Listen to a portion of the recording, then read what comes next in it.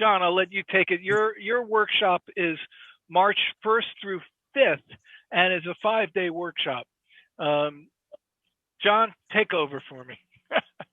Hi, Bob. I think I'm unmuted. I'm not appearing on my own screen, but as long as you guys can see me. Can you see me? Yep, definitely. Okay. Good. Well, what Shelby didn't mention is the Riceo also makes a great paint solvent if you're caught with that. The question is whether you should be throwing it down your throat, but usually I don't really mind doing that when I'm down there at the Casa. You know, Bob, I think my first time there was 6 or 7 years ago, and I have to say you guys run such a great workshop. It's my favorite workshop venue. But what I have noticed over the years is, and each passing year, I feel more and more honored to be part of your group of artists, because you keep getting just the best people. Each year you invite another star, and I'm thinking, wow, I would love to take a workshop with her. I want to take a workshop with him. So anyone who's tuning in, you can take a workshop with any of these people, and you're going to go home really with your work energized and with lots of ideas, because I'm really honored to be among this group. Let me just I'll share my screen quickly. I sometimes feel a little bit like a fish out of water, because at heart, I am and have always been more of a tonalist, the tonalist being the landscape painters popular in the late 1900s, 20th century, and like George Inness and a Homer Dodge Martin and J. Francis Murphy. And I have always been attracted to, just for lack of a better word, the pure landscape. So these are the kind of, these are all paintings I think I've done in the last 6 or 8 weeks. A couple plein air, a couple from photos. And lately I've been having fun being stuck in my studio because of the weather and the pandemic. I've enjoyed taking just small tonal thumbnail sketches that I've done plein air and doing a painting and inventing all the color and all the detail.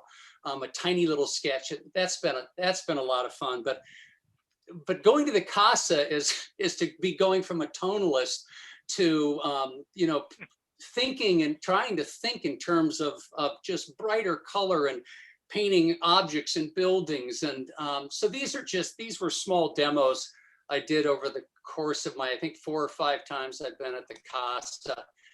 It's easy for me when I'm teaching to identify with people being out of their comfort zone, because I'm often out of my comfort zone when I'm down there.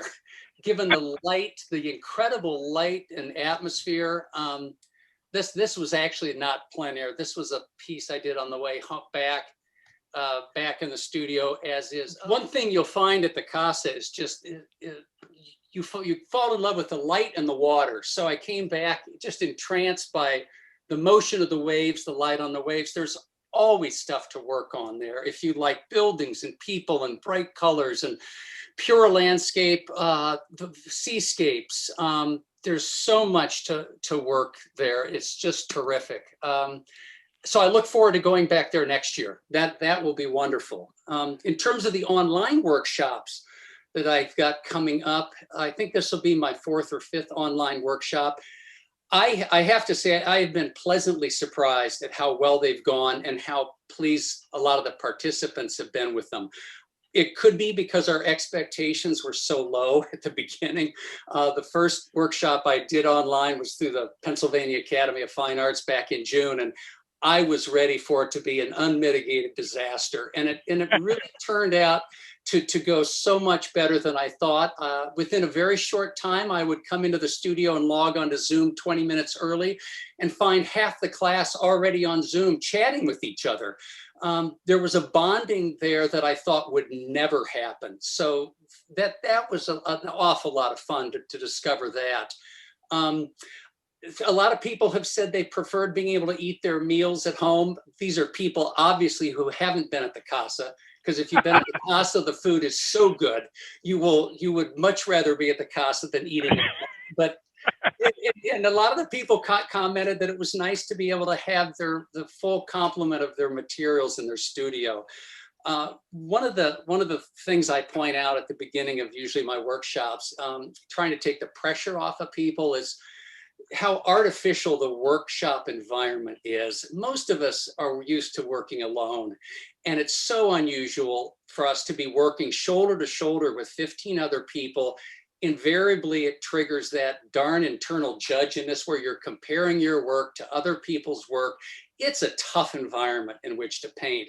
And strangely enough, I think if you tend to be like me, more of an introvert and love being alone in your studio, there is something to be said for the online experience. The other thing that I found, and I'll just share my screen again, what surprised me is the difficulty of talking to someone about their work online. They're holding up an image to their camera, and you know the color is going to be inaccurate.